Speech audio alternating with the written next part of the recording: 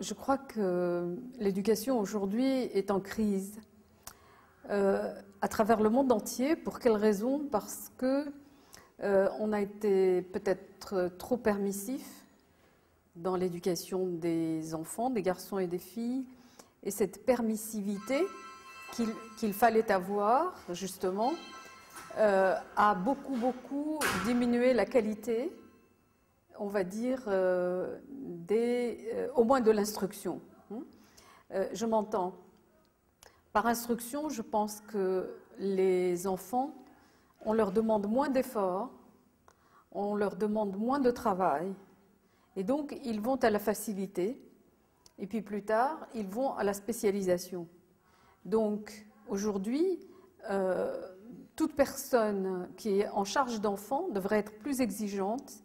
D'abord pour l'éducation. L'éducation est une chose, c'est la manière de socialiser un enfant, de le rendre capable de vivre en société de façon harmonieuse.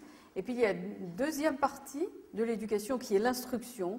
Et l'instruction, à mon avis, à mon humble avis, doit être valorisée dans le monde entier parce qu'on atteint une espèce de médiocrité généralisée partout dans le monde. Et notre désir d'excellence voudrait justement que tous les niveaux soient revalorisés, qu'on réoriente l'éducation sur la lecture, qu'on la rééduque encore plus sur le sport, sur les capacités d'éveil, sur la formation à la nature chez l'enfant de façon extrêmement précoce.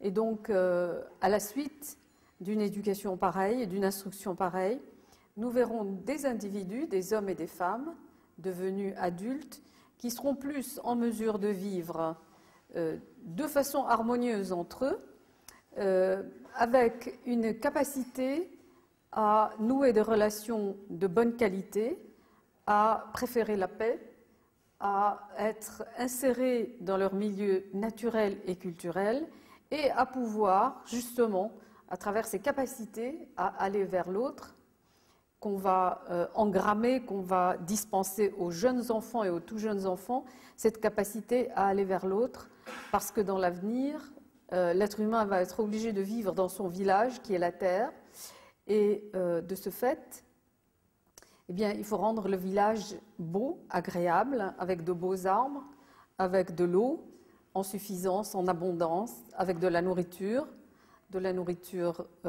au premier sens du terme, de la nourriture culturelle, et espérer que cette éducation améliorée, il faut y penser, il faut que tous les pédagogues, les parents, les personnes adultes éduquent mieux les enfants pour justement arriver à une meilleure qualité de l'être humain, meilleure qualité en soi, meilleure qualité de relation avec les autres et meilleure qualité de la vie, puisqu'il faut traverser cette vie sur la terre.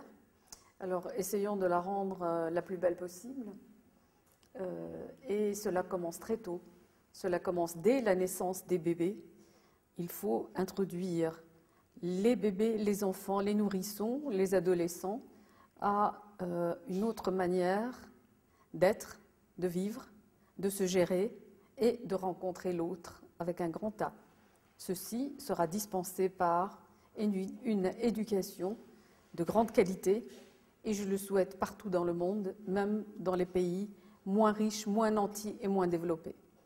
C'est pas parce que la personne demande, les gouverneurs font les choses compliquées.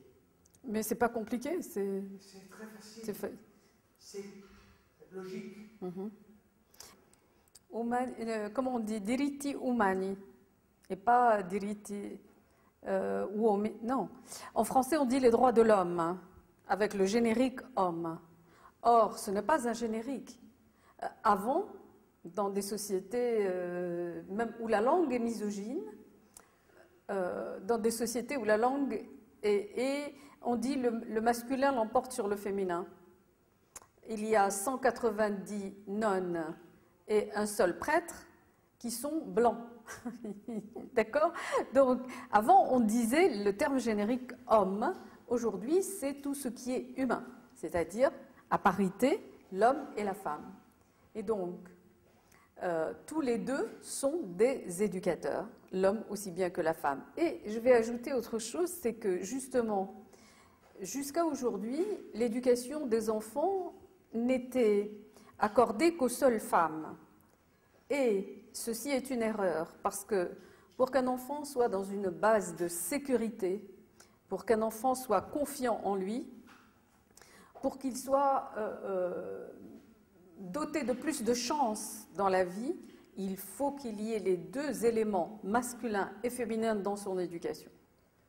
On s'est rendu compte à travers des travaux scandinaves que les enfants qui étaient dans les écoles maternelles, les tout petits enfants, quand ils étaient confiés aussi également à des instituteurs, hommes et femmes, avaient de meilleurs scores de réalisation que ceux qui n'étaient confiés qu'à des femmes. Et donc, moi j'appelle d'ailleurs tous les papas du monde à s'investir davantage comme éducateurs dans la vie de leurs enfants, même les plus petits, parce qu'il y a beaucoup d'hommes qui ont peur des petits bébés, etc. Donc je les invite à devenir des éducateurs, et ce, le plus vite possible, dès la naissance de leur enfant. Merci beaucoup. Merci.